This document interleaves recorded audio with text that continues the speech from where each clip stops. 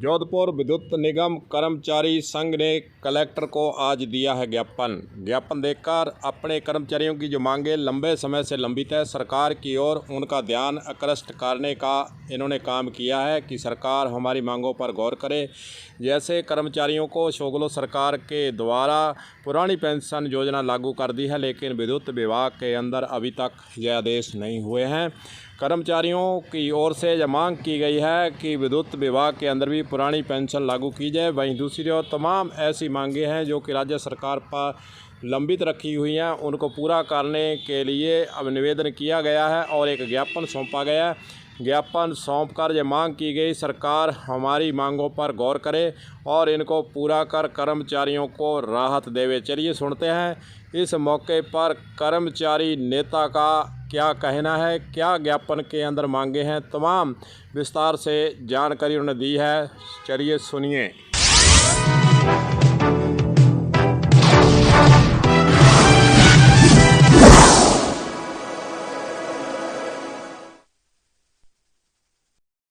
अपने प्रधानमंत्री और ऊर्जा मंत्री महोदय नई दिल्ली को ज्ञापन भेजा है। जो निजीकरण हो रहा है, ठेका भरता है, वो बंद करने और स्थायी कर्मी करने के लिए समान वेतन सब राज्यों में लागू करने के लिए एक दिवसीय ये ज्ञापन का कार्यक्रम था। ऑल ओवर इंडिया रखा गया है। भारतीय मजदूर संघ के बैनर तले राष्ट्रीय विद्युत श्रमिक महासंघ द्वारा उसका ज्ञापन प्रेषित अपने कलेक्टर महोदय को यहाँ प्रेषित किया है ताकि आगे जाके और इसमें पुरानी पेंशन बहाल हो। राज्य सरकार के राज्य वित्तीय कंपनियों का श्रमिक के द्विपक्षीय अनुबंध है, सब लाइसेंस व्यवस्था वापस हो, विद्युत क्षेत्र में समानता का व्यवहार हो, समान काम समान वेतन हो, संयुक्त उपक्रम स्थापित हो।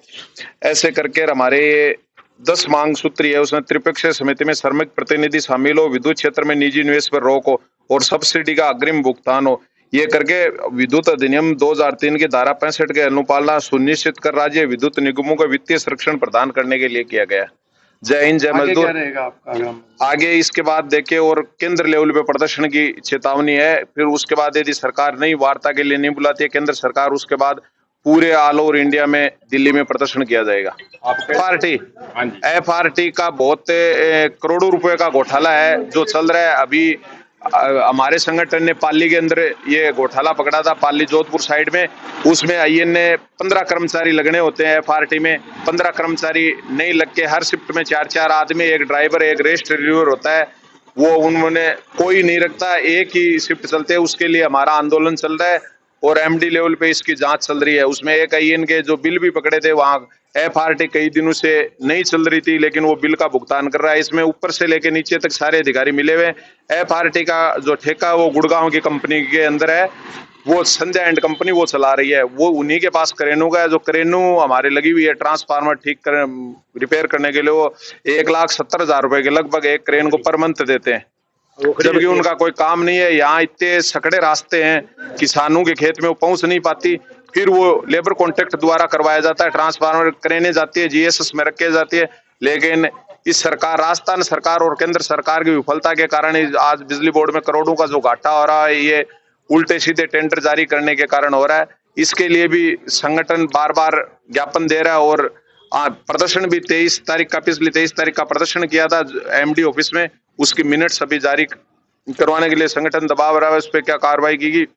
बार बार ये पूरे राजस्थान लेवल का मसला है, सारे संगठन मिलके इसका एक संयुक्त समिति बनाई है, उस पर आंदोलन चल रहा है। जय हिंद, जय मजदूर। और कुछ मजदूरों की दुर्घटनाएं हो जाती हैं, फिर क्लेम नहीं मिलता, उसकी सूद नहीं ली जाती। बिजली विभाग करोड़ों रुपए कमाने में लगा हुआ, इस पर क्या कहना है? बिजली विभाग की तो हालत ये है कि भाई सिंगल फेस का मीटर नहीं है, जो सबसे आइटम है बिजली विभाग में। तो आज के दिन आम उपभोक्ता भी चक्कर काट रहा है। उसके लिए भी संगठन बार बार कह रहा है, जो ये करोड़ों रुपए के जो ये आनन फानन में टेंडर दिए जाते हैं, उसी के कारण निगम में घाटा बढ़ रहा है और उसके लिए निगम प्रशासन और गवर्नमेंट दोनों जिम्मेदार हैं। कर्मचारियों के नेता के द्वारा कहा गया कि बिजली विभाग के अंदर अनेकों घोटाले किए जा रहे हैं और घोटालों पर किसी का भी अंकुश नहीं, न सरकार का न अधिकारियों का। और उन्होंने मांग की है कि घोटालों की जांच की जाए और दोषी अधिकारी कर्मचारियों पर भी कार्रवाई की जाए।